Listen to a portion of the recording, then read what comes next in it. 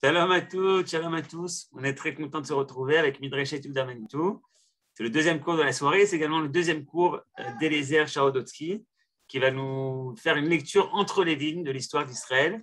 Et ce soir, tu veux nous parler des années 1920, peut-être une occasion qu'on aurait perdue. Gardez vos questions qui sont toujours précieuses pour la fin de l'exposé. Bechavod Eliezer. Et pas seulement pour la fin. Je ne sais pas si le titre il est assez clair. Les années 20, une occasion perdue. Mais quelle occasion? Mais attendez, qu'est-ce qui a été perdu? C'est-à-dire, chaque fois que tu lis ton titre, le titre que tu as donné il y a une semaine, et puis quand tu l'as donné, ça semblait tellement clair. Et puis là, tout d'un coup, non, ce n'est pas tout à fait clair. Mais on a perdu quelle occasion? Tout allait bien pourtant. Et pourtant, vers la fin des années 20, il y a un haut dignitaire britannique qui arrive à la paix. Non, j'ai dit, non, il y a un haut dignitaire britannique qui arrive et qui dit, vous savez, vous aviez 10 ans de calme, vous aviez 10 ans de paix. Et qu'est-ce que vous avez fait avec ces 10 ans? Depuis, environ 10 ans, à partir de 1920, 1921, les années 20, elles ne sont pas trop connues pour à part naturellement 29 d'un côté, 20, 21 Pessah, 20, 21 de l'autre. Eh bien, entre les deux, on avait quand même 8 années relativement calmes, 8 années où les Britanniques maintenaient ordre et paix en Eretz Israël. Et ceux qui sous-entendaient ce dignitaire britannique, c'est qu'on a un peu trop temporisé. Trop temporisé. Effectivement, lorsqu'on regarde d'ailleurs les années 20, les gens ne savent pas trop ce qui s'est passé. Bon, avant, c'est la Première Guerre mondiale, alors on connaît un peu. Après, c'est les émeutes, c'est la révolte arabe de 36-39, et puis les années 30 quand même, on sait ce qui s'est passé un peu en Europe, en Israël, l'aliyah des Juifs d'Autriche, d'Allemagne d'ailleurs, etc. Les années 20, c'est un peu un intervalle presque ennuyeux. Eh bien, je vais essayer de prouver que ce n'est pas ça. Que c'est beaucoup moins ennuyeux. Et bien, justement, c'est encore une fois l'entre les lignes qui parfois est beaucoup plus intéressant que les lignes. Et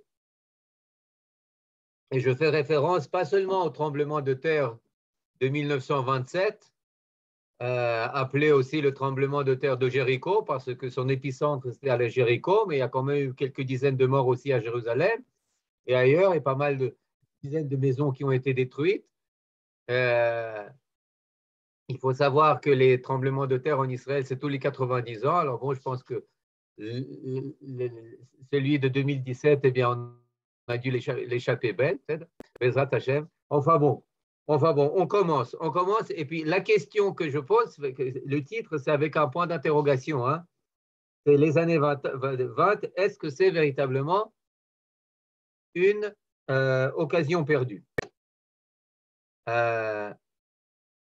Vous connaissez le Mayflower juif? Qui est-ce que connaît le Mayflower juif?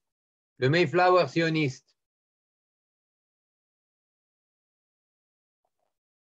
Le Mayflower sioniste, il a un nom très russe. C'est le bateau qui est présenté comme le bateau ayant accosté en janvier 1919, qui a ouvert la troisième vague de Aliyah. Pourquoi est-ce qu'on l'appelle le Mayflower?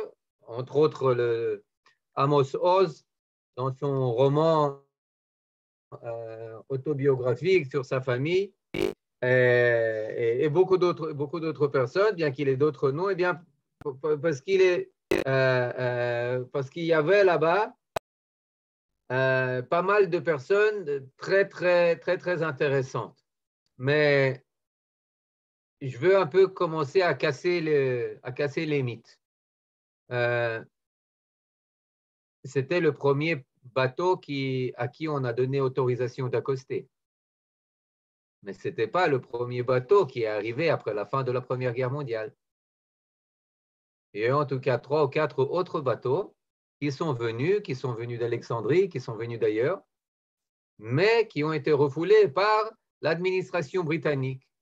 Et naturellement, personne ne s'en rappelle, bien qu'à leur bord, il y avait des centaines et en tout des milliers de personnes. Mais le premier qui a eu droit d'accoster, eh bien, c'est le Ruslan. Ruslan, 600, avec près de 670 passagers à bord. Et puis, des passagers très célèbres, on va le voir. Vous avez des questions?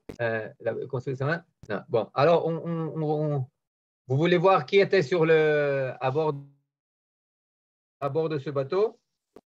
Eh bien, allez, on regarde. C'est très intéressant. Voilà. Non. Je vais un peu agrandir ça. Regardez qui y avait sur ce bateau. Le premier voyageur dont le nom a précédé à cet célèbre littéraire et intellectuel et professeur d'histoire, etc., Joseph Klausner, qui était d'ailleurs candidat à la présidence d'Israël pour être premier président d'Israël face à Chaim Weizmann. Klausner a été rejoint par le futur membre de la Knesset, Israël Guri, le père du poète Chaim Guri. Par troisième personne, le fondateur du mouvement cananéen, le poète Jonathan Ratosh, et une jeune fille anonyme nommée Rachel Blufstein. Plus tard, la poétesse Rachel. Pas mal quand même pour un début. Hein? Et tout ça sur environ 670 personnes. Encore une fois, l'industrie de la construction était représentée par les architectes Yehuda Magidovich, plus tard le roi de l'architecture électrique à Tel Aviv, éclectique à Tel Aviv, et Zeev Rechter, l'un des plus grands architectes d'Israël et l'un des prophètes de la construction du style Bauhaus. Et aussi le grand-père de Yoni et Daphna Rechter. Donc, un passager qui a souffert d'un problème médical pendant le voyage aurait pu être soigné par le docteur Chaim Yaski, plus tard directeur de l'hôpital Hadassah, qui a été tué dans le convoi Shayeret Einchet, vous voyez, le convoi des médecins en 48. Einchet, là où il y a eu 78 médecins, infirmières qui ont été assassinés. D'ailleurs, à Sheikh Jarrah, pas à Sheikh Jarrah, à Shimon HaTzadik, le docteur Arié Dostrovski, plus tard doyen de l'université hébraïque, ou le docteur Baruch Nissenbaum, l'un des fondateurs de l'organisation Magen David Adom. C'est pas mal. C'est pas mal. Donc, toute l'élite littéraire, industrielle, médicale, etc., etc. Qui d'autre? Ça ne s'arrête pas là. Le premier caricaturiste d'Israël, le peintre et illustrateur Arié Navon, son frère, l'écrivain, dramaturge et compositeur Shmuel Navon, ainsi que les peintres Yitzhak Frenkel, Pinchas Litvinovski et Yosef Constant. De futurs liens entre les journaux et le gouvernement ont également été forgés sur le navire, dont les passagers comprenaient la première députée Rachel Cohen-Kagan, une féministe avant la lettre, qui était une des fondatrices du Vito Israël et était à la tête d'une liste à la Knesset de femmes, qui a signé aussi la déclaration d'indépendance. Et le futur rédacteur en chef de Haaretz, Moshe Yosef Glickson. Une autre passagère était Rosa Cohen, l'un des dirigeants de la Histadrut et de la Haganah, et la mère du chef du cabinet et futur Premier ministre Yitzhak Rabin. Regardez toutes ces personnes qui sont arrivées sur le... Là, on peut comprendre pourquoi est-ce qu'on a jusqu'à aujourd'hui bonne mémoire du bateau Ruslan, du Mayflower sioniste. Parce que Baruch Hashem, vous aviez une bonne équipe pour vous aider à garder bonne mémoire. Et si des gens très souvent, les gens ici se rappellent d'une chose au sujet de la troisième Aliyah, bien qu'elle ait beaucoup à raconter, eh bien, c'est l'histoire du bateau Ruslan. Voilà, ça c'est première chose. Première chose, on peut continuer, on peut en parler, en dire encore beaucoup de choses, mais je voudrais parler d'un autre entre les lignes. On l'a un peu évoqué. On a un peu évoqué l'autre fois. C'est que, bon, 1920, arrive le haut-commissaire, le premier haut-commissaire britannique, Lord Herbert Samuel, Eliezer Samuel de son nom juif, ex-ministre de l'Intérieur du gouvernement de Sa Majesté, qui était un sioniste britannique, etc., etc. Bon, il arrive ici, et puis on fixe les quotas. On fixe les quotas de combien de juifs pourront venir s'installer en Eretz Israël chaque année. Le quota est de 16 500 par an. Maintenant, 16 500, ça comprend les têtes de famille. Ajoutez tous les membres de la famille qui peuvent être soutenus par par cette personne, cette tête de famille qui fait partie du quota, eh bien, on aurait pu très bien arriver à 70 000 personnes, 70 000 juifs par an. Maintenant, l'économie fonctionne. Les Britanniques investissent.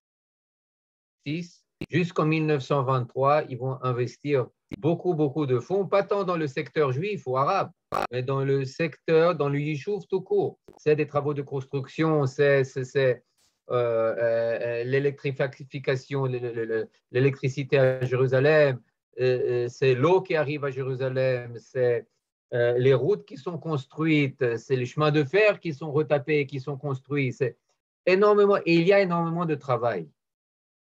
Les Juifs sont employés chez les Britanniques à bâtir la terre, à bâtir l'économie. Il y a Solel Bonnet qui va être fait, il y a Amashbir Letzarchan, il y a Tnuva, il y a tout ce que vous voulez. Il y a la Histadrut qui est fondée en 1920, il y a la Haganah qui est fondée en 1920, il y a des kibbutzim qui sont comme des champignons après la pluie, Tel Yosef, En Charot, des organisations de kibbutzim qui sont là. Et puis arrivent des officiels de l'organisation sioniste. La Sochnut n'existait pas encore à l'époque, elle a été fondée en 1929. De l'organisation sioniste, ils viennent voir les Britanniques pour leur dire, Chaverim, on n'arrive pas. Qu'est-ce que ça veut dire on n'arrive pas? Les Juifs, ils sont prêts à partir.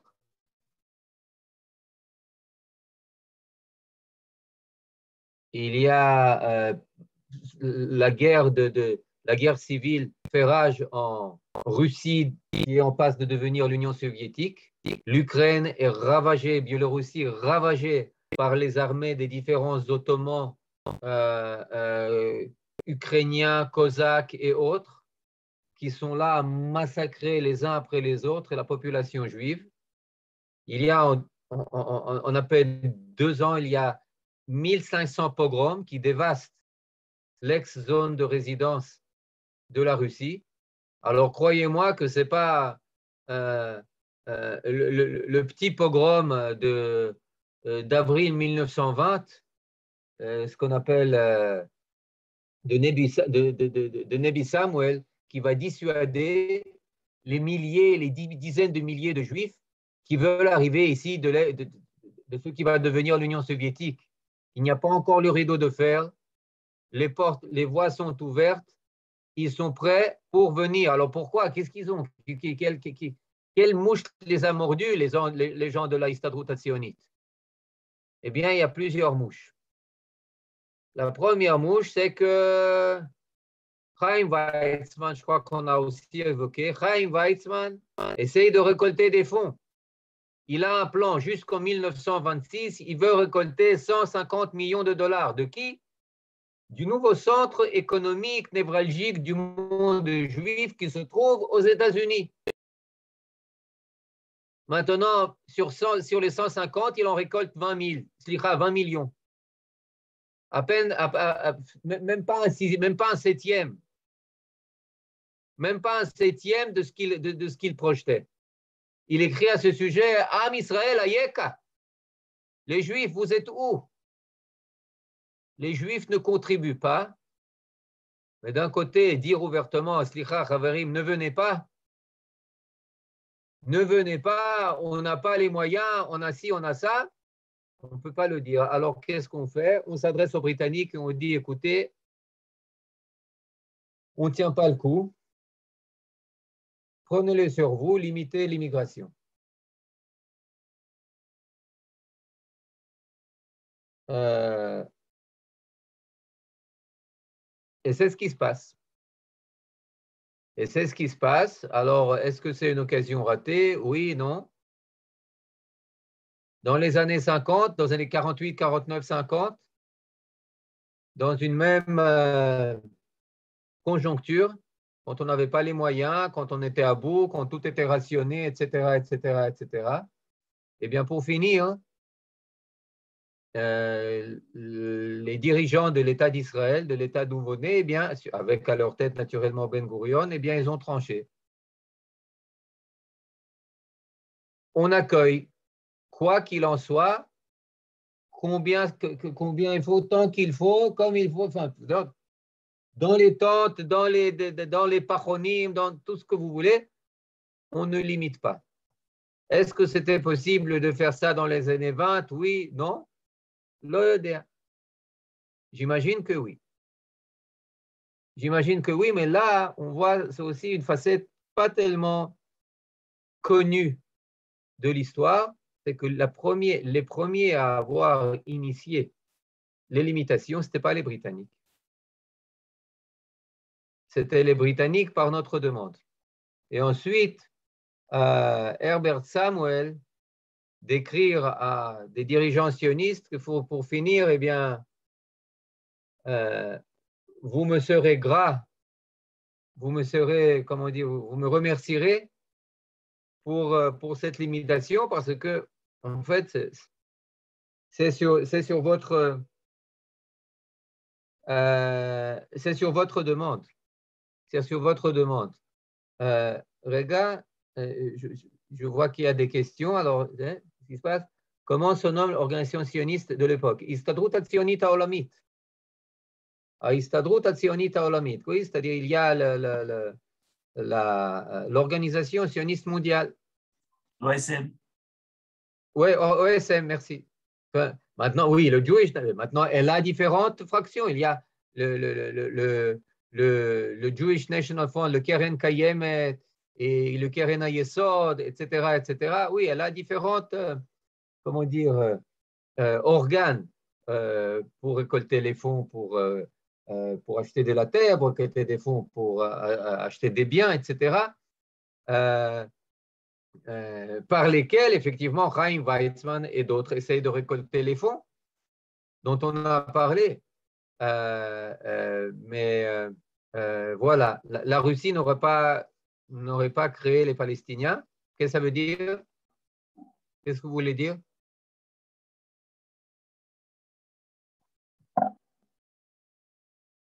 Oui, elle veut dire que c'est grâce à la Russie qu'on a créé ce mythe un peu palestinien, mais Judith, tu peux ouvrir ton micro et nous dire plus.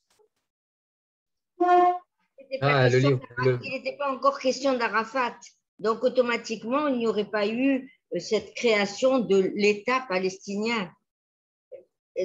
La Russie ne l'a créé qu'après. L'idée des Palestiniens. Non, là c'est anachronique. C'est anachronique de parler comme ça. La Russie, à l'époque, tout d'abord, elle n'était pas encore là, elle n'avait pas encore de politique extérieure. Elle était là à gérer ses propres problèmes. Elle était là à combattre les Blancs, les interventionnistes, les atamans, pas les Ottomans, les atamans, c'est-à-dire les commandants de bandes ukrainiens, etc., les Denikin et compagnie. Et ensuite, c'est seulement plus tard que qu'elle a commencé à forger une politique internationale, mais c'était une politique qui était axée surtout sur l'axe Est-Ouest, avec la Grande-Bretagne comme encore à l'époque la grande puissance et qui devenait petit à petit la némésis, l'ennemi, le rival de l'Union soviétique. Est-ce que pour ce qui est de sa politique vis-à-vis du Yishuv, eh bien, c'était pas univoque. C'était pas univoque. En 1923, il y a eu une grande foire agricole à Moscou avec Ben Gurion qui était là avec des stands énormes qui relataient les exploits de l'agriculture juive déjà dans le Yishuv. C'était très, très bien reçu. Il y a eu des échos dans la presse soviétique de l'époque. Tout le monde allait voir ce stand très célèbre, etc. Naturellement, les Juifs, une schizophrénie fréquente entre une politique soviétique, parfois même pro-israélienne, comme par exemple en 1947, lorsque c'est grâce au vote du bloc communiste qu'on a eu la majorité nécessaire pour le plan de partage et la fondation de l'État d'Israël. Et ça, c'est d'un côté. Et d'un autre côté, eh bien, il y a une politique, pas intransigeante, mais il y a une politique à la Shoah, pratiquement, à la Shoah au début, culturelle, et ensuite à la Shoah, à la Hitler, face aux Juifs de l'intérieur. Face aux Juifs de l'intérieur, où c'est le shmad le plus total qui commence dès 1919-1920 avec la fondation de ce qu'on appelle la Yevsektia, la section juive, faite de Juifs qui connaissent de l'intérieur le monde juif, toutes ses faiblesses, tous ses points faibles, et qui aide le pouvoir communiste à démanteler et à déraciner toute la vie communautaire, religieuse, nationale, culturelle juive, avec des milliers et des milliers de leaders sionistes, de chazanim, de shochatim, de moalim, de rabbanim qui sont exilés, qui sont mis à mort, etc., etc. Juste entre parenthèses, naturellement, tous les grands noms de ces mosrim et de ces juifs qui, pour certains, ont même le titre de rabbin et qui ont mis pas à mal, mais qui ont tout simplement détruit le monde juif durant les années 20 et début des années 30, eh bien, dans la suite des années 30, ils seront tous aussi mis à mort dans les grandes purges staliniennes de l'année Tirtzach. Ça sonne bien, Tirtzach, 1937, 36, 38, avec les procès publics, avec etc., etc. Bekitso, Sisu Vesimchu. Sisu Vesimchu, mais pour revenir à votre question, la politique ça ne veut pas dire que la politique de l'Union soviétique en Eretz Israël à l'époque, elle est univoque. Non, bien sûr, elle essaie d'infiltrer, de faire passer ici ses agents par le Parti communiste, par des autres, etc., etc. Et elle sait l'ampleur et l'influence qu'a l'idéologie bolchevique et communiste par le Shomer HaTzaïr, par Achdut HaAvoda, je ne parle même pas des communistes, je ne parle même pas du Parti communiste.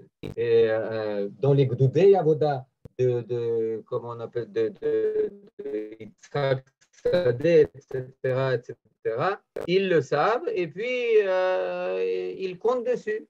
Ils comptent dessus, tout comme ils comptaient dessus sur le socialisme israélien qui allait peut-être ressurgir, émerger après l'indépendance dans les années 48, 49, 50, jusqu'à ce que Ben Gurion ait pris le cap net et univoque sur l'Occident. Mais jusque-là, c'était un point d'interrogation. C'était un point d'interrogation. Maintenant, on revient.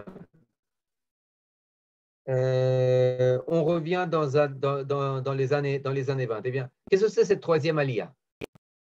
Qu'est-ce que c'est cette troisième alia? On appelle l'alia khaloutsi, une alia jeune, une alia qui d'ailleurs qui est venue de 1919 à 1923. Ce n'est pas tellement des gens qui sont venus, c'est en tout et pour tout 35 000 juifs. 35 000 juifs qui sont venus en Israël, ce n'est pas beaucoup plus que la première et la deuxième alia. Alors qu'on est après la Première Guerre mondiale, alors qu'on est après la perte de près de 200 000 juifs dans la zone de peuplement en Russie, qui est une petite Shoah, si on peut parler ainsi, etc. En tout et pour tout, ces 35 000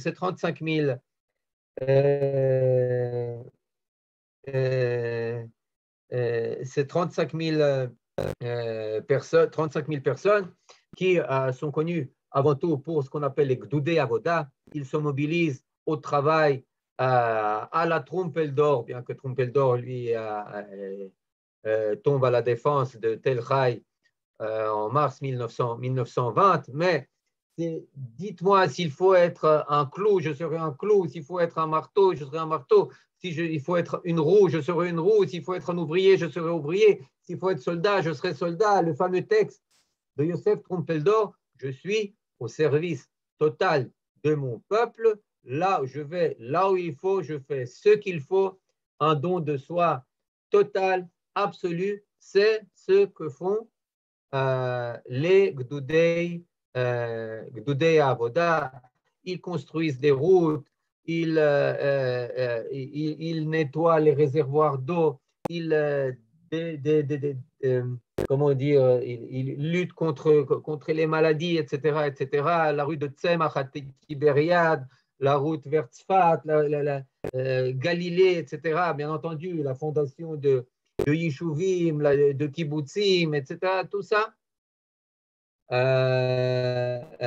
c'est les Gdoudei Avoda. Donc ça va bien en apparence. Bon, ils sont juste 35 000, mais ça va bien. Si on ajoute à cela San Remo, la reconnaissance internationale de la Société des Nations pour du mandat britannique et l'octroi du mandat, véritablement la reconnaissance de cette légitimité, la légalité de ce mandat, on l'a vu déjà. Ils sont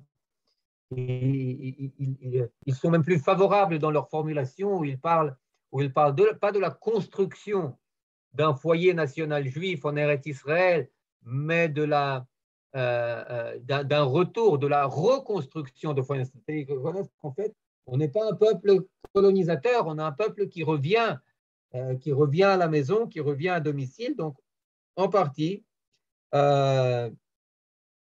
tout va bien. J'ai dit, on fonde la Histadrout, on fonde la Haganah. Bon, la Haganah, ce n'est pas ce que ça va devenir.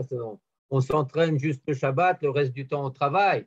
Mais quand même, il y a quelque chose qui se prépare. D'ailleurs, la Histadrout, bon, on sait, elle n'a pas, comment dire, ça ne sonne pas très bien à nous, mais il faut savoir que c'était un syndicat unique en son genre, qui très souvent préférait les intérêts, pas des travailleurs déjà inscrits et membres de la Histadrout, mais de ceux qui n'étaient même pas encore venus en Eretz Israël. C'est-à-dire, ils débloquaient toujours un budget, pas seulement pour le statut, comment dire, le bien-être des ouvriers qui étaient déjà en train de travailler en Eretz Israël et pour soutenir leur famille, etc., etc., mais des Juifs qui n'étaient pas encore venus, qui devaient faire leur aliyah. Ça, c'est une chose unique, unique en son genre. Maintenant, bon, naturellement, on pourrait dire, écoute, tout n'était pas si rose. Il y a eu le premier livre blanc de Churchill qui coupe de nous tout le Ever Yarden. Il y a les limitations à la Aliyah, demandées comment dire, en cachette presque par la Histadrout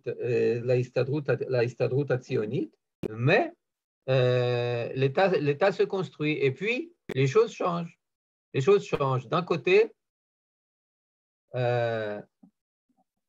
1923, les Britanniques cessent d'investir, ou investissent beaucoup moins.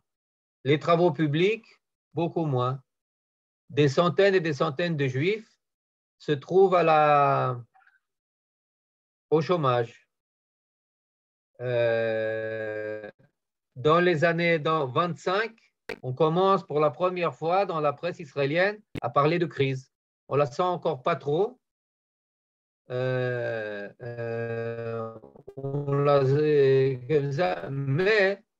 en 1927, on va tellement bien la sentir que pour la première fois, depuis la première, c'est une exception à ce niveau, eh bien, il y aura plus de Yerida que de Aliyah. Nous, on parle, la troisième Aliyah, c'est-à-dire on pense, ou la quatrième Aliyah, ça c'est déjà l'époque de la quatrième Aliyah. C'est l'Aliyah. Non, en 1927, il y a 5000 Juifs qui partent, il y en a 2000 qui arrivent. Pourquoi? Parce qu'ici, vous lisez Uri Tzvi Greenberg, c'est presque la fin, FIM. Des entreprises font faillite l'une après l'autre. Solel Bonnet, le grand Solel Bonnet, qui est là à construire, à tracer les routes, à construire les bâtiments, les usines, etc., il fait faillite. Il n'a plus d'argent. On a déjà parlé de comment on appelle ça, du tremblement de terre. C'est-à-dire, c'est quelque chose qui est loin d'être idéal. Maintenant, en parallèle, je passe maintenant au plan positif. Il y a la quatrième Aliyah. Alors, la quatrième Aliyah, elle s'en est pris plein la tête. Pourquoi? Parce que elle était idéologiquement, elle n'était pas dans le bon courant. Alors, vous savez quoi? Je vais d'abord vous dire ce qu'elle a fait et ensuite comment elle a été appelée. C'est plus de 70 000 personnes, 70 000 Juifs qui arrivent. Premier point. Oh, en 1927, mon grand-père quitte Israël et descend en Égypte. Voilà. Toda Nadim. Nadim, c'est ça. C'est ça. Maintenant,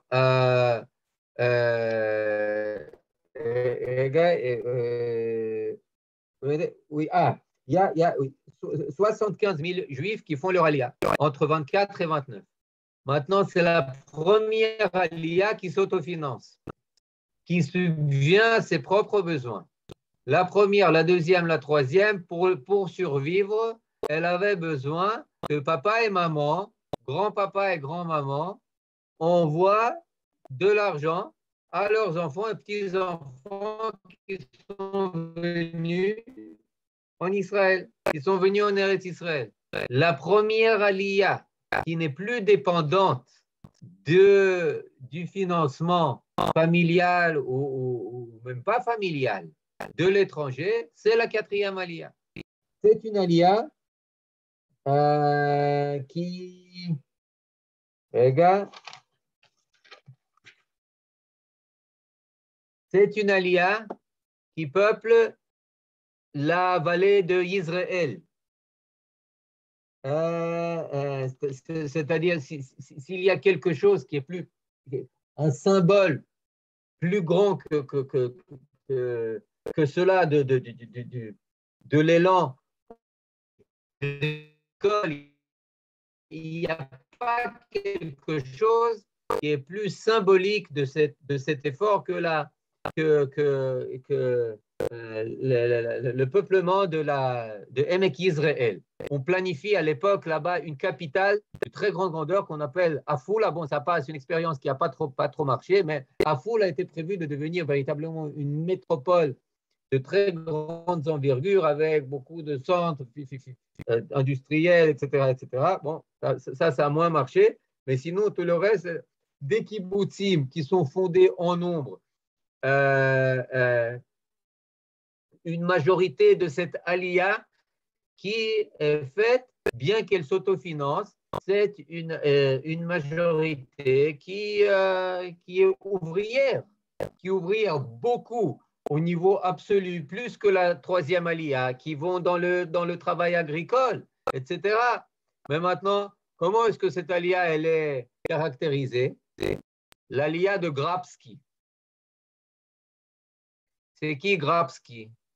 Grabski, c'est le premier ministre antisémite polonais qui ne s'est pas très bien conduit avec ses juifs et qui était à la source de cette alia qui a amené des juifs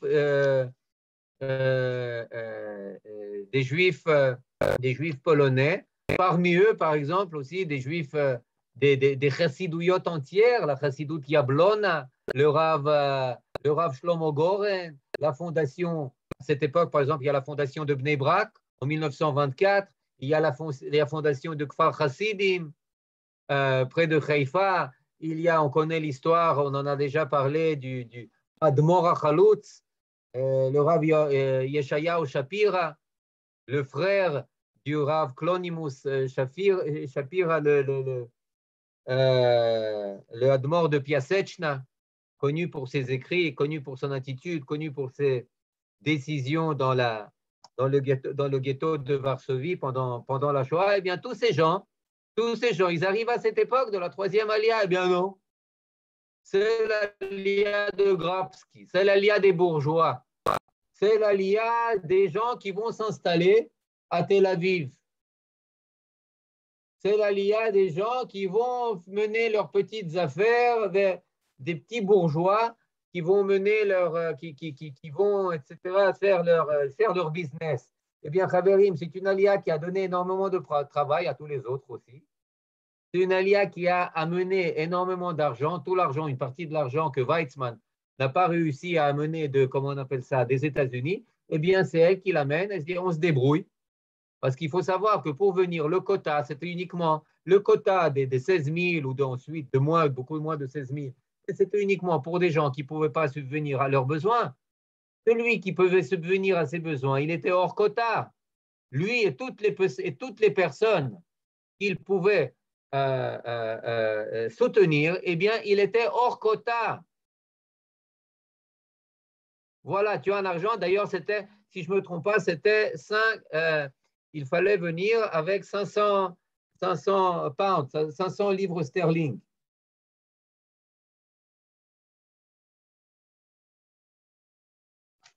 C'était une certaine somme. À l'époque, la Pologne, c'était un centre industriel très grand, un centre textile, etc., comme Łódź ou Varsovie, etc. C'était pas seulement un centre d'études avec la Yeshivat Chachmei Lublin, avec le Daf Yomi, etc. Non, c'était un centre industriel. Les Juifs à Łódź alors partout ailleurs aussi en Pologne, relativement, ils se portaient au niveau économique. Ils se portaient très bien. Ils se portaient très bien. Ils ont amené leurs fonds en Israël. Et avec leurs fonds, ils ont établi une beaucoup plus grande quantité de colonies agricoles que la troisième alia, etc., kibbutzim et compagnie et tout le reste. Alors pourquoi est-ce qu'on appelle l'alia de Grabski? Parce qu'elle n'était pas socialiste. Parce qu'elle n'était pas suffisamment égalitaire. Elle n'était pas suffisamment dans ce qu'on appelle dans l'esprit de la lutte des classes. Et à vrai dire, il faut savoir que Berl Katzenelson, qui en voulait au début beaucoup à cette alia, parce qu'ils voulaient pas, elle venait pas renflouer leur, comment dire, ce que cette alia mettait dans l'urne, dans les votes pour l'organisation sioniste. Il faut savoir que, vous savez que ce n'était pas démocratique à l'époque. Ce n'était pas démocratique. Chaque vote qui était mis en Eretz Israël, on valait deux fois plus qu'un vote qui venait de hors d'Eretz Israël. Eh bien, ils n'étaient pas du bon côté du truc, mais Berl Katzenelson, pour finir, eh bien, il était quand même honnête. Il a fait marche arrière, il a dit, finalement, il faut dire que cette alia était très, très importante et et on lui a donné un mauvais nom, on lui a donné une mauvaise réputation. Il a beaucoup apporté. Et regardez, c'est une alia qui, en 5 ans, en passant par la crise économique de 26-27, avec la Yerida, a quand même fait venir 75 000 personnes en Israël, plus de 2 fois plus que la troisième alia. Quand j'étais jeune, regarde, j'étais dans un mouvement sioniste socialiste et on nous disait en effet que c'était une alia bourgeoise. Vous comprenez? Il faut faire très attention à notre histoire. Je vous remercie. Vos remarques, elles sont plus importantes que ce que je raconte, parce que c'est un témoignage.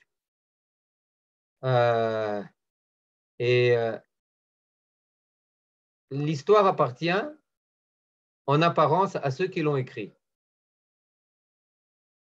Et ceux qui l'ont écrit, eh bien, c'était des gens qui étaient très conscients de l'importance de l'histoire. Katzenelson était très conscient. Abba Kovner était très conscient. Tzivia Lubetkin, etc., ils étaient très conscients. Ils savaient très bien que celui qui est maître du passé, il est maître du présent et en grande partie aussi de l'avenir. Et présenter une certaine version de l'héroïsme juif par le Palmar, avec tout ce qu'on doit donner au Palmar, c'est très bien. Mais c'est ne pas voir l'autre facette du Palmar dont on a déjà parlé, qui est la facette de l'international inspirée de la cavalerie de Boudioni, des Cosaques de Boudioni, qui est un des généraux russes, et des guerriers anti-chars de Panfilov qui ont sauvé Moscou, qui étaient des bolcheviks, qui étaient pour certains des antisémites.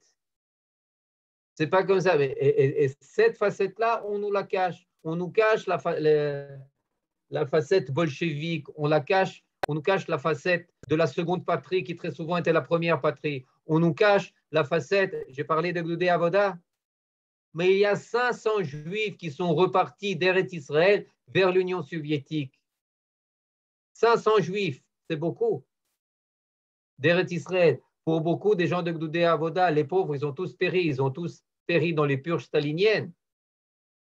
D'abord, on leur a donné la possibilité de faire leur petit kibbutz, leur petit truc, je ne sais pas, en Crimée ou ailleurs.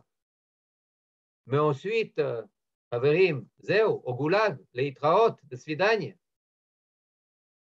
Eh bien, c'est pour ça que c'est très important de connaître aussi l'autre facette de l'histoire, la facette entre les lignes. On parle de plus en plus avec des amis, cette faculté de lire entre les lignes. Aujourd'hui, à notre époque, de l'hypermédiatisation, je ne sais pas, où on est submergé d'informations, il y a par exemple un océan informatique monstre, on a l'impression de tout connaître, et pour finir, on ne se rend même pas compte comment on est manipulé par les agents du langage. Et donc là, il faut savoir lire entre les lignes de tout. Je crois que c'est un art. S'il y a une chose pour laquelle je suis reconnaissant d'avoir des origines russes, c'est pour cela. C'est que là-bas, tu savais que, par exemple, quand on parle de l'agression israélienne violente et impromptue et illégitime contre les armées arabes, eh bien, waouh, Baruch Hashem, on ne me le dit pas, mais on a certainement remporté encore une victoire. Vous comprenez, c'est-à-dire plus la presse, plus la Pravda, les Izvestia, etc., ils parlent de l'armée d'occupation sioniste, et plus Moshe Dayan est comparé à Hitler, yofi. Ça veut dire que la guerre a pris encore un jour de moins que prévu, et que la victoire a été remportée une semaine avant que les Soviétiques pensaient débarquer à Haïfa pendant la guerre de 6 jours. Mais bon, ça, j'ai déjà un peu débordé les années 20. Maintenant, je reviens. C'est avant tout une alia juive, la 4e alia. avec des bourgeois, avec des ouvriers, avec des agriculteurs, avec des chassidim, des chassidouillotes entières qui montent, c'est un cas rare, avec des chilonim, avec Ze Amcha Israël. Il ne fait pas partie de la classe prolétaire qui a mission, en tout cas d'après comment dire, la religion socialiste qui a mission de délivrer toute l'humanité. Non, comme le disait Jabotinsky, la délivrance du peuple juif appartient au peuple juif. Tant à ses bourgeois, à ses commerçants, à ses auteurs et qu'à ses ouvriers et ses agriculteurs, à tous. Tout le monde font partie du Mahalach HaGeoula. Tamben qui ne le pensait pas. Meir Ya'ari ne le pensait pas. Yaakov Chazan ne le pensait pas. Moshe Sneh ne le pensait pas. Ben Gurion, ça dépend quand. Ça dépend à quelle époque. Vous comprenez? Et c'est ça. Et donc, c'est une alia. Et si vous me posez la question, eh bien, c'est l'alia la plus importante des années 20, qui a bâti, qui a investi, etc., etc., etc. Le mot intelligence vient du latin intelligence. Ah, il y a fait interlige, lire entre les lignes. Waouh, waouh, David Wester, lo yadati. Vous saviez ça? On doit être intelligent. On doit être très intelligent. On doit être très juif. Un juif, c'est celui qui sait lire entre les lignes. Bon, on dit toujours que le claf est plus important que le texte dans le blanc. Enfin bon. Eh bien voilà. Ça, c'est pour la troisième et la quatrième. Et là, je reviens à ma question. Est-ce qu'on a raté une occasion, oui ou non? Parce qu'après 1929, ça va commencer à péter. 1929, c'est les pogroms de Tarpat. La politique britannique se durcit. C'est le livre blanc qui, in extremis, et un peu, on limite les dégâts avec Chaim Weizmann pour ne pas bloquer la LIA. Les Britanniques, ils changent de disquette. Eux, déjà, ils commencent à penser en termes, bon, pour finir, on a bien accompli un peu notre obligation de la déclaration Balfour. On n'a jamais dit qu'on devait accueillir ici des millions de juifs. Ils sont quoi? Ils sont environ 200 000. Eh bien, ça suffit. Thank you very much. Bye bye. Maintenant, on va vaquer à nos intérêts qui, naturellement, nous portent plus du côté arabe, etc., etc. Les années 30, c'est une toute autre paire de manches. On va en parler la prochaine fois. Mais alors, je reviens à la question. Alors, est-ce qu'on a raté le coche pendant les 10 ans de paix, d'ordre, d'investissement? Bon, une crise par-ci, une crise par-là, mais en gros, c'est rien à comparer avec ce qui a précédé, avec ce qui va suivre. Qu'est-ce que vous en dites?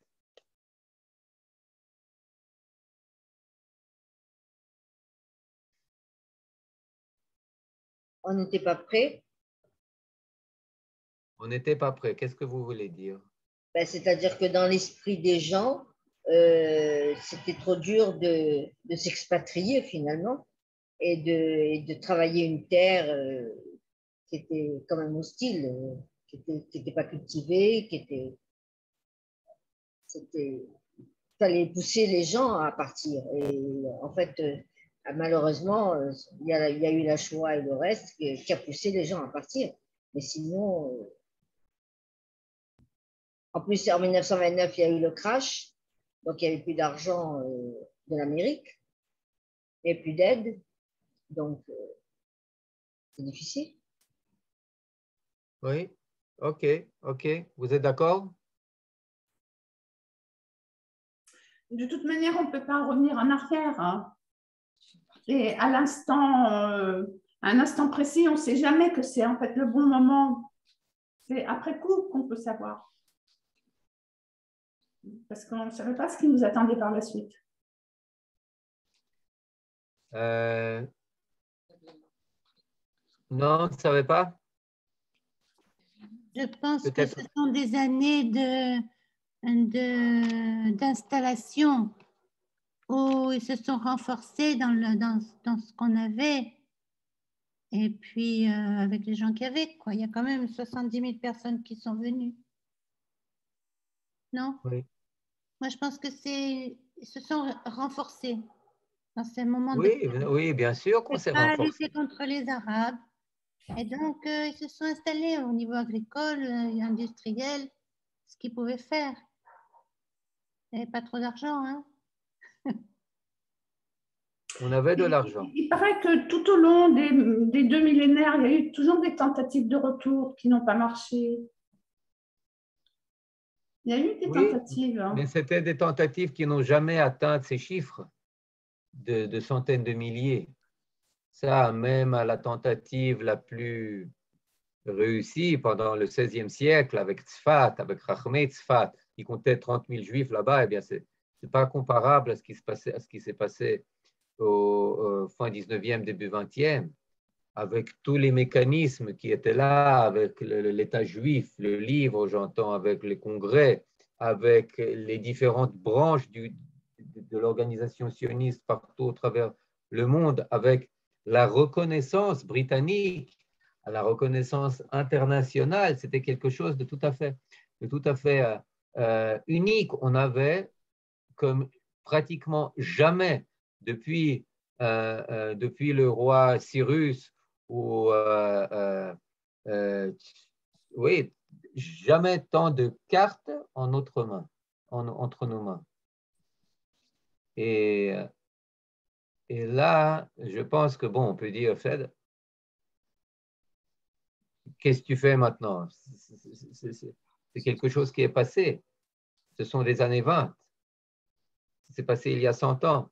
Eh bien, je pense que ça a une pertinence. Que ça a une pertinence aujourd'hui. Ça a une pertinence toujours. C'est-à-dire qu'on a loupé quelque chose? Moi, je pense qu'on a absolument loupé quelque chose. On a absolument loupé quelque chose. Les admorim qui n'ont pas envoyé leurs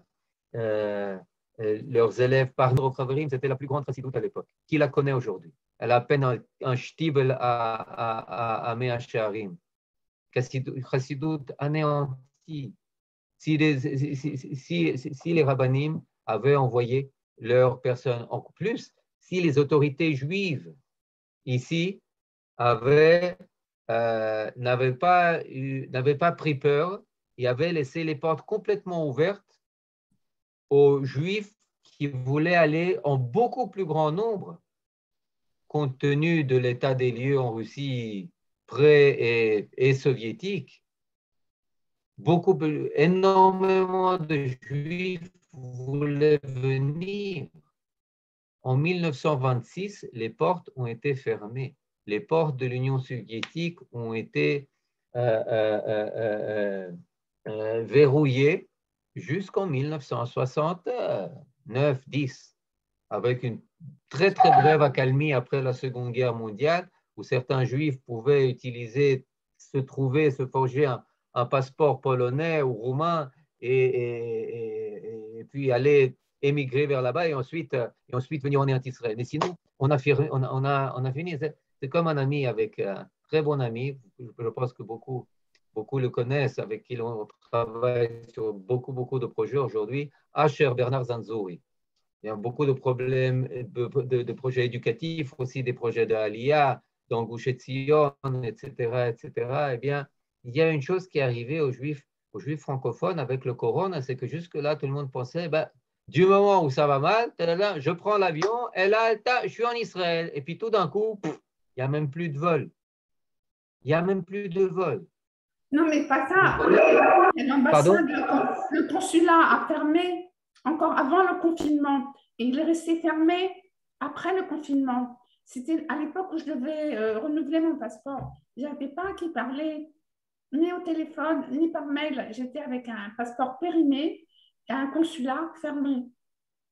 Vous voyez, c'est-à-dire repousser la Géoula personnelle et communautaire et autres à demain et après-demain.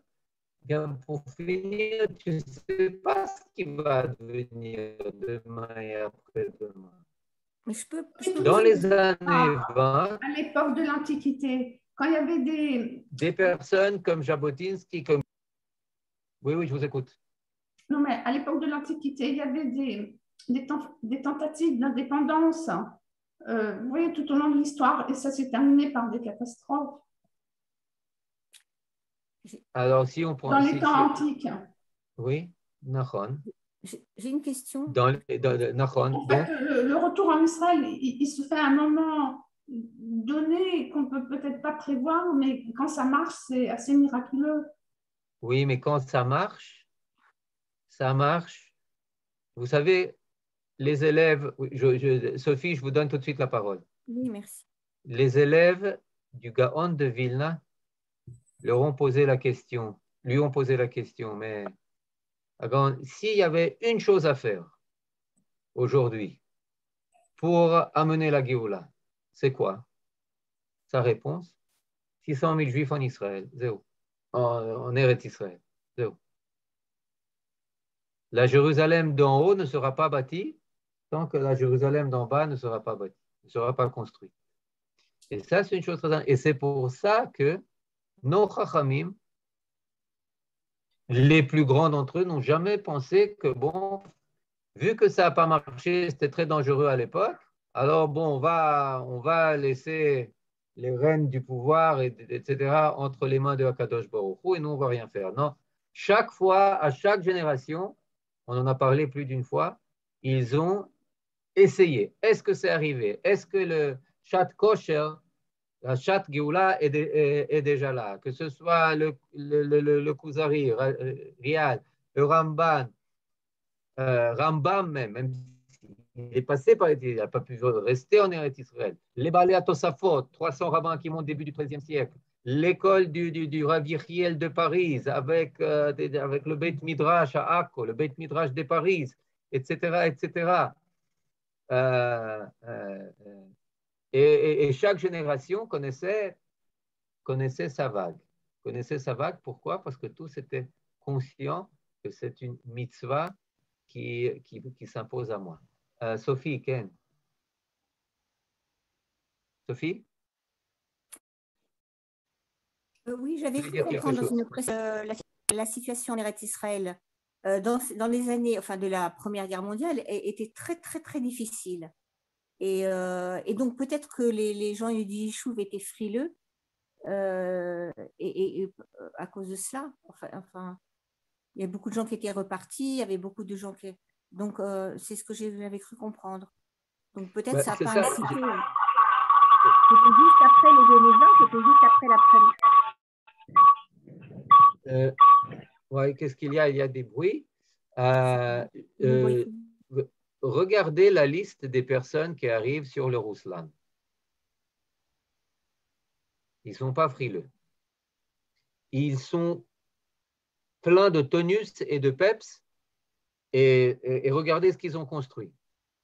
Hôpitaux, journaux, bâtiments, poèmes, tout ce que vous voulez. État, université. C'est-à-dire, au contraire, ils avaient énormément, c'était le foisonnement qu'il y a à l'époque dans Eretz Israël, il est invraisemblable. Alors, qui a raté? Je ne comprends pas, qui a raté l'occasion? Peut-être ceux qui ne sont pas venus. Ah, d'accord. Okay. Quand vous comprenez. Parce que vous avez parlé de personnalités du Yishuv qui ont été voir les Anglais pour les dissuader de... Donc, vous avez fait comprendre qu'il y avait une responsabilité sur place. Nahon. Il y a une responsabilité, mais il y a, vous savez, vous pouvez prendre la responsabilité, bon, je ne peux pas vous garantir, je ne sais pas moi, 500 calories par jour. Je ne peux pas vous garantir que le chauffage de la maison fonctionne alors qu'ici, quand même, l'hiver, c'est 0 degré. Donc, ce n'est pas confortable. C'est pas confortable. Mais attends, en Union soviétique, c'est moins 50. C'est moins 30. Attends, et là-bas, ce qu'ils mangent, ils n'ont pas 500 calories. Hein. Ils n'ont même pas 400, ils n'ont pas 300. Ah, mais ça, ce n'est pas mon problème. Moi, je dois prendre… Non, mais travers, attends, tu dois prendre l'image l'image dans son ensemble. Dans son ensemble, là-bas, les Juifs, ils sont en train de périr. Ici, ils vont souffrir. Ici, ils vont souffrir. Vous comprenez, je vais raconter une histoire. Raconter une personne chez qui j'ai étudié ici. Eh bien, on étudiait Em Abanim Smecha, du Rav Shlomo Issachar Taichtan. Et puis, il a donné pour exemple les membres de sa famille. Son grand-père avait 6 fils. Et un de ses fils a fait la Aliyah. Il fait la Aliyah pendant la 3e Aliyah. Il n'avait pas de quoi manger. Il se nourrissait de figues et de dattes qu'il récoltait, qui étaient efker. Et puis, il écrivait des lettres à la famille en Pologne. Une terre qui coule du lait et du miel. Je travaille, je respire plein poumon, l'air pur d'Eretz Israël, Faites venir mon frère, faites venir mon petit frère. Il y a le prochain sur la liste, faites-le venir. En Pologne, tout va bien. Hein. À l'époque, en Pologne, tout va bien. Ils ont des chèvres, ils ont des vaches, ils ont du fromage, ils ont du lait, ils ont ci, ils ont ça, tout va bien. Bon, mais quand même, après de telles paroles, de telles louanges, bon, voilà. Petit frérot, le prochain, tu y vas. Bon, alors le grand frère, il vient l'accueillir au port, il lui dit, bon, hein, tu vas bien comprendre. Voilà, prends une figue, prends une date, ça c'est ce qu'on mange. Et ça, c'est ce qu'on écrit. Evanta. C'est ce qu'on mange et ça, c'est ce qu'on écrit. Et puis ensuite, l'un des descendants de ces personnes, un rabbin de Neve Daniel, il déplie un énorme, Bristol comme ça, avec toute sa famille, son arbre familial, Ilan Yuchassim. Et puis ça va comme ça. Il y a une famille très, très développée avec plein d'enfants. Années 20, années 30, ça se développe très bien, très bien. En Israël, c'est OK, il y a les 2 frères, bon, ça prend du temps. Et puis, tout d'un coup, après, dans les années 40, eh bien, il y a un arbre, une branche, 2 branches qui commencent à fleurir et à donner des fruits, à se développer, et à donner lieu à plein d'autres branches. Et puis, toutes les autres branches, elles sont coupées. Toutes les autres branches, elles sont coupées. Pourquoi? Parce que c'est la Pologne, parce qu'arrivent les années 40, parce que c'est la Shoah. Maintenant, j'imagine que si on multiplie ça par 1000, par 100 000, eh bien, c'est plus ou moins l'histoire de beaucoup, beaucoup, beaucoup de familles qui étaient toutes là en train de réfléchir, j'y vais ou j'y vais pas, j'y vais ou j'y vais pas. Qu'est-ce que je préfère, la carrière, le compte en banque, quand même, etc. Bon, il y a l'antisémitisme. L'antisémitisme, vous parliez d'antisémitisme, et l'antisémitisme en Europe des années 20, mais il était très fort. Il était très fort en Pologne, il est très fort en Roumanie, il était très fort en Allemagne, il est très fort partout. Tout simplement, vu qu'on le compare aux années 30 et 40 du nazisme, alors, bon, Mais il était très prégnant, on le ressentait tout simplement, on avait l'habitude. Les Juifs, déjà, ils ne pouvaient pas, dans plusieurs universités, ils n'avaient pas de place assise. Les Juifs, c'est debout, mes amis. Slicha, pas mes amis, mais etc. Comprenez, c'était quelque chose celui qui avait un peu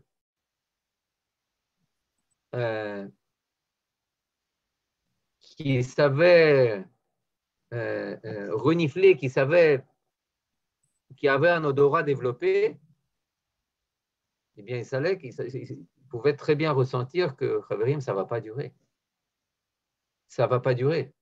Les choses vont changer. Et là, lorsqu'on quitte l'image globale, bon, il y avait 3 millions de Juifs en Pologne, il y avait 3 millions de Juifs en Union soviétique, jusqu'en 26, c'était ouvert. Bon, mais ce n'est pas 3 millions ici, 700 000 là et 3 millions par là. Non, c'est chaque famille qui se pose la question. La majorité des familles comprenaient très bien qu'elles étaient là où elles étaient, comment dire, al-Zman Shaoul. Al-Zman Shaoul, c'est-à-dire que ça n'allait pas durer. Les gens, une très grande partie des gens en étaient conscients.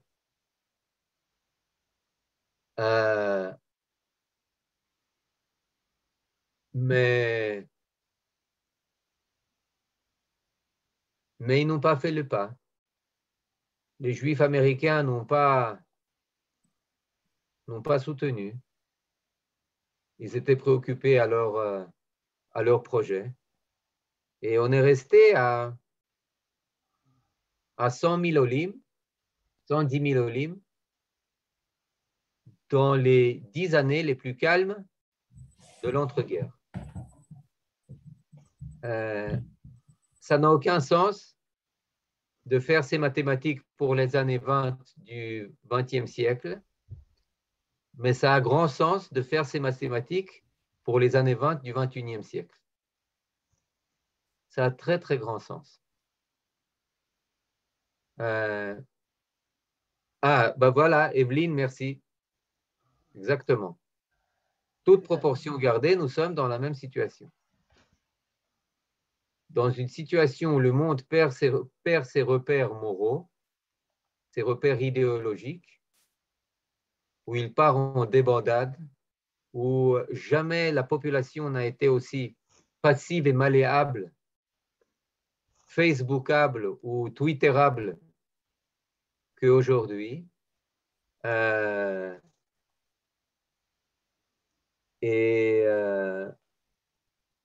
Encore une fois, là, je pense qu'il faut prendre l'initiative et il faut appeler à prendre l'initiative. Il faut appeler à prendre l'initiative. Je le dis même en blaguant, là, véritablement avec mon ami Asher Bernard Zanzour. On est allé rencontrer un autre très bon ami qui est le chef de Gush Etzion, c'est-à-dire le Rosh Moatza, et puis pour lancer un programme d'Aliyah de juifs francophones. D'Aliyah de juifs, pourquoi? Parce que le temps presse. Le temps presse, il y a beaucoup d'autres gens, Baruch Hashem, Ken Yirbu, qui font déjà plus il y a de programmes, mieux c'est. Parce que véritablement, il faut pas... il faut changer de profession. On a la profession, dans la galoute, notre profession, c'est d'attendre. Dans la Géoula, notre profession, c'est de prendre l'initiative. Oui, Robert. Oui, bonsoir. Alors, c'est intéressant. Je voudrais vous dire une chose. On compare actuellement la situation, vous voyez aujourd'hui Israël, vous voyez de 1920 avec les yeux de 2020. Or, Israël en 1920, c'était des marécages.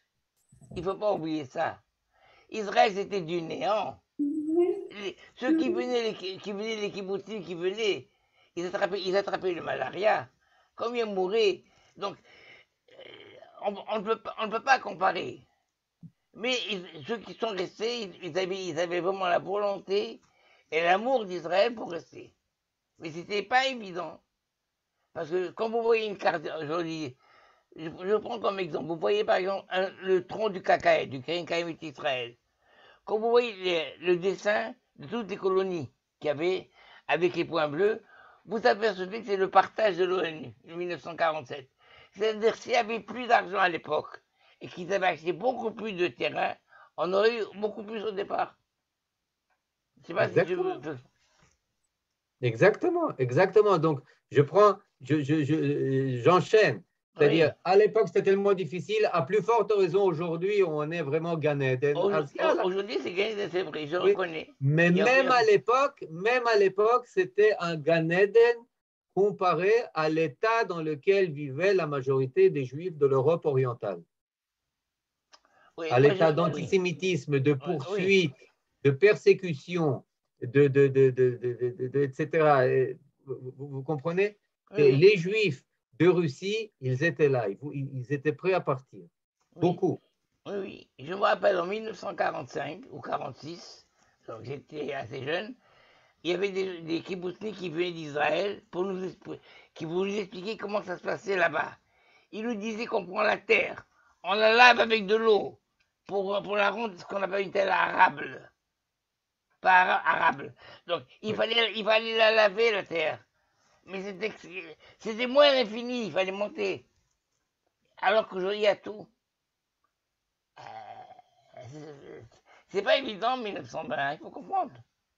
Il n'y a plus que 23 ans qu'Herzl avait écrit son bouquin. L'état des Juifs, il n'y a eu que 23 ans. C'est rien. Ça n'a pas mûri dans l'esprit des gens. C'est le temps qui a fait son œuvre. Et puis, une chose amène dans l'autre. Actuellement, on se rend compte qu'on est le kibbutz Galilot, c'est le rassemblement des exilés, on le revoit tous les jours. C'est une époque qui est attendue. On a attendu 2000 ans. On parle de 100 ans, c'est rien, 100 ans devant 2000 ans où on était dans la galotte. On a accepté notre sort, on a accepté on a été d'un pays à l'autre, on était renvoyés partout. C'est dans cette optique qu'il faut voir. Oui. Si je me permets, Robert, c'est pas le temps qui a fait son œuvre, mais comme l'a dit c'est le peuple, c'est les gens qui ont décidé de partir. Oui. Dernière question pour conclure. Il y avait quelqu'un qui voulait dire. Oui, je voulais vous faire une réflexion. Cette semaine, j'étais avec des gens de Chutz La'aretz. Vous m'entendez? Oui, bien sûr. Oui, alors j'étais avec des gens de Chutz La'aretz, de France. Et alors, on m'a sorti une chose vraiment que j'arrive pas encore aujourd'hui à avaler. Que maintenant, les Juifs de la Gola, de France, ont compris qu'ils ne pouvaient plus compter sur Israël comme état de refuge s'il y avait quelque chose. Pourquoi? Parce que pendant le Covid, ils les ont pas laissés rentrer en Israël. Je ne crois pas que ce soit l'esprit des Juifs français. Comment? C'est des Juifs français qui m'ont dit ça. Alors, je ne sais pas qui vous l'a dit, mais je ne crois pas que c'est cette optique. Dans le milieu dans lequel vit cette personne. Daniel, j'ai deux sources de quelqu'un d'intéressant qui d'ailleurs qui en a parlé ici sur Midreshet Yehuda et qui a dit qu'effectivement, pas qu'Israël les avait lâchés, mais qu'il y avait eu un ressentiment qui lui rappelait l'époque de la Shoah, quand il n'y avait pas où aller et toutes les frontières se sont fermées. Ils se sont sentis abandonnés par Israël. Mais c'est pas que les frontières. Et alors, moi, là aussi était fermé pour les passeports. Son passeport. Johan, si je peux me permettre. Moi, je voudrais dire quelque chose. On va laisser Eliezer, peut-être, il va donner son avis, et après encore une personne. Eliezer. Non, là, je pense que vous connaissez beaucoup mieux que moi. Alors, vas-y, Ariel. Non, alors voilà, aux États-Unis aussi, ils ont été vraiment choqués par ce qui s'est passé, parce qu'il s'agit de la nation d'Israël, n'est-ce pas? Et on a vu chez notre ancêtre Jacob qui a séparé les deux camps. Il y avait Mahane Rishon Vekao, Vaya Mahane Anishar Lifleta. Donc, de Yaakov Avinu, on a compris qu'on ne pouvait pas mettre tous les œufs dans un même panier. Oui. Donc, il y a des Juifs qui sont à l'étranger, même à l'époque du deuxième temple. Il y avait des Juifs à l'étranger. Et j'ai compris des gens qu'ils appelaient ça le Sefer Kahol Lavan, le livre bleu-blanc. N'est-ce pas? C'est pas. Il faut aussi partir qu'il y a des gens qu'on n'en a pas voulu aussi en Israël. Il y a aussi je défends aucun des points de vue. Il y a aussi ce dicton qui dit Anachnu rotzim aliyah, anachnu le rotzim olim, n'est-ce pas? Nous voulons la aliyah, nous ne voulons pas que les gens montent. Rester en France, envoyer de l'argent, aidez-nous politiquement. C'était comme ça dans les années 60 et autres. Il y a d'autres choses, je ne veux pas pour des raisons personnelles rentrer dedans, mais même à l'époque, comment il s'appelle, le docteur Shlomo Elbaz m'avait dit, Ariel, si on ne vous a pas parlé de Aliyah, vous, les groupes qui sont arrivés de France, c'est Amigavoa, c'est d'en haut des politiciens qui nous ont dit, ne parlez pas avec eux de Aliyah. Donc, je crois qu'il faut lire aussi entre les lignes, n'est-ce pas? Et j'ai appris ça aussi beaucoup, n'est-ce pas, venant aussi donc, du Maroc.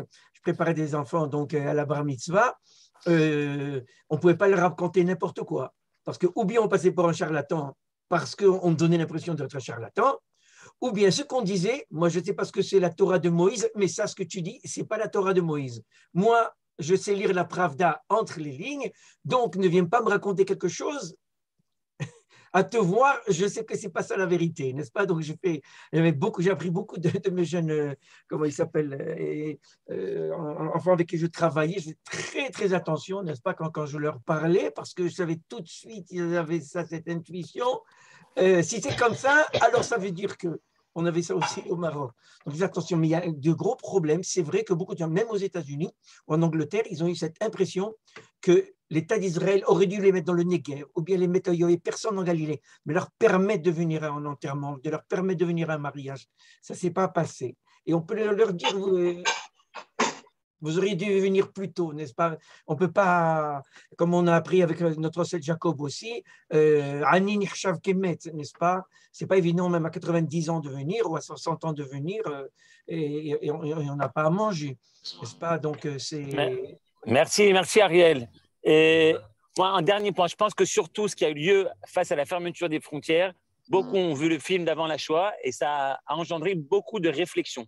Les Juifs de France ont beaucoup réfléchi au fait qu'ils ne pouvaient plus voir leurs enfants, leurs petits-enfants, leurs cousins venir, comme tu as dit, enterrer ou pour les mariages. Certains ont fait une aliyah qui est pour l'instant, ils font la moitié du temps ou qui est dans les papiers. Mais ça a créé beaucoup de réflexions. Et dans le mot...